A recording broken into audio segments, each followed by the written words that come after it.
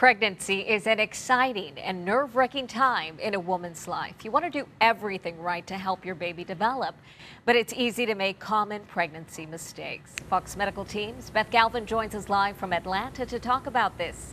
Good morning, Beth. Good morning, Amanda. Now, you say there is a really common mistake. One is eating for two. Tell me about it. This would be the one that if I were pregnant I would make, and that is the baby wants ice cream, so let's eat double the ice cream. You know, a lot of women think that they need to eat twice as much because they're expecting for the baby's sake, and it's actually the other way around. You really want to be careful about your caloric intake and really track it with your doctor, because if you're overeating, that can put you at risk of gaining weight, and if you gain weight, that can put you at risk of complicating factors of your pregnancy like diabetes, an increase in blood pressure. All of those things can be problematic. So we talked to one fertility specialist, Amanda, who says you know that first trimester you really don't need to eat a whole lot more calories, and then towards the end of your pregnancy you need to eat anywhere from about 300 more to 500 more calories a day. So it's less than you would think as far as increasing your caloric intake. But again, you want to talk to your doctor about what's a healthy amount for you. Amanda? And Beth, along with that subject, many expectant moms do exercise, but many don't.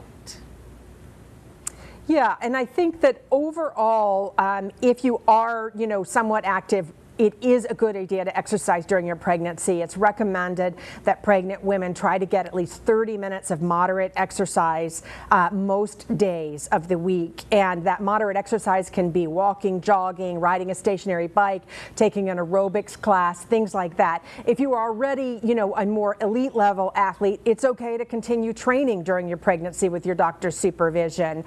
It's not the time really, if you've never been active, to try to step up your game and do something extreme, but I think exercise is safe in moderation. Amanda? Now, Beth, if you don't exercise, is that a mistake as well?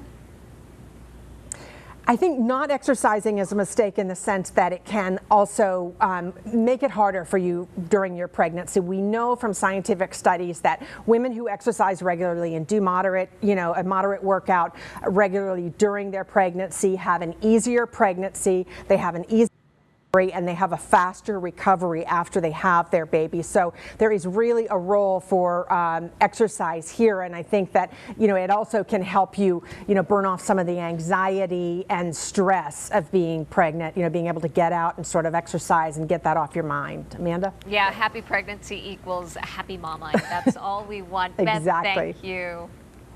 Thank you. Flu season is just around the corner, and now is the time to get vaccinated. But getting a flu vaccine for your little one may be a little more painful this year. The Centers for Disease Control recommends getting a flu shot, but says this year the nasal spray flu vaccine should not be used.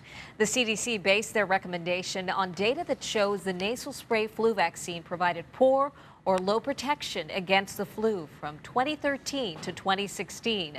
Dr. Camille Sabella is an infectious disease expert at Cleveland Clinic Children's. He says it appears the nasal spray vaccine provides poor protection against the flu. Children, especially young children, transmit viruses very, very easily to each other and to adults. So whenever we can protect a child against influenza, we're not only protecting that particular child against the complications of flu, but we're also protecting folks around them. Doctors recommend everyone 6 months and older get a flu vaccine by the end of October if possible. And a growing number of medical experts are worried about the number of Texas parents opting out of state-required vaccinations. Tens of thousands of students are now in Texas classrooms without immunizations. Medical experts warn the easier it becomes for parents to opt out of required vaccines, the fewer children will be protected. And eventually, they say, that'll make coming to school a little less safe, even for those that are vaccinated.